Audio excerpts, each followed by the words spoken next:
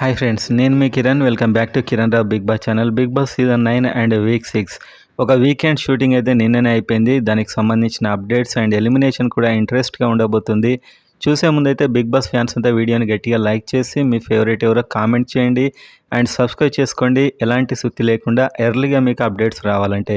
So వీడియోలోకి వెళ్ళినట్లయితే weekend episode షూటింగ్లో ఆడియన్స్ ఒపీనియన్ అడుగుతారు. మెయిన్గా ఎంత పర్సెంట్ ఎవరు కరెక్ట్ అని ఈ విధంగా అయితే ఉంటుంది. మీరు ప్రోమో కూడా చూసుంటారు.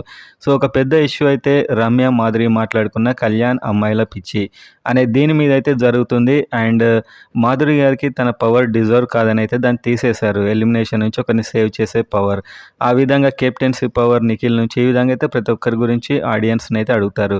అండ్ అదేవిధంగా ఈ కళ్యాణ్ తనుజ ఇష్యూలో ఎవరి మిస్టేక్ అంటే తనుజ 100% కరెక్ట్ అని ఆడియన్స్ నుంచి అయితే వచ్చింది. సో ఇదే కళ్యాణ్ ఎంతసేపు అక్కడ ఉంటే తను బ్యాడ్ అవుతూ ఆమె గుడ్ అవుతూనే ఉంటుంది. సో అది అతను గమనించాలి, అతనికి హింట్ అని చెప్పొచ్చు.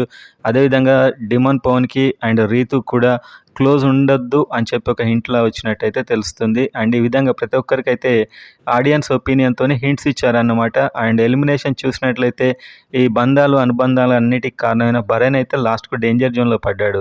అతడైతే నాతను పెట్టుకున్న వాళ్ళు, నన్ను నామినేట్ చేసిన వారు అందరు కూడా ఎలిమినేట్ అవుతున్నారు అంటున్నాడు. కానీ సరే ఎలిమినేషన్ జోన్లో ఉంటే మాత్రం అతనికి మైండ్ బ్లాక్ అవుతుందని చెప్పొచ్చు.